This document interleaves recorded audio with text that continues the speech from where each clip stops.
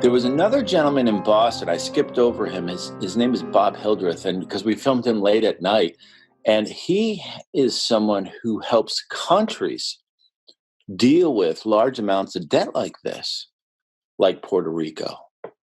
Right. And he's the one who told me that this is Thelma and Louise, and we're in this car, and there's no brakes, there's no consumer protections, there is no brakes. And I think, as you said, we are well over the cliff. We're falling. Right.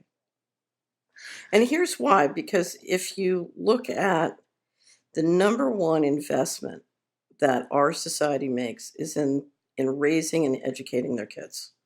One of the reasons the rural areas are dying is they raise and invest in kids and then the kids go off to the city. So they don't get that return on Main Street. But what we're talking about is sending kids into a system where, we haven't brought this up yet, the education they're getting is not appropriate to generate the skills they need to succeed in the way the world's going. So they're spending, goo gobs more than they should to get the knowledge they need. But then they're borrowing into a system that doesn't have the classical protections. And as a result, they're being, whether it's the misallocation of curriculum and education and the overpricing of that, or the debt, they are being engineered to fail. And when your kids fail, your future fails. They are your future. Yeah. And so we are engineering the failure. I'm a lot more worried about the failure of those people than the failure of the loans.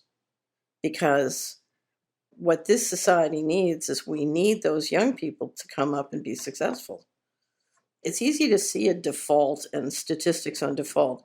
It's hard to see the waste of the intellectual capital of an entire generation. Yes. That's why I said we're way over the cliff, because we're losing these folks.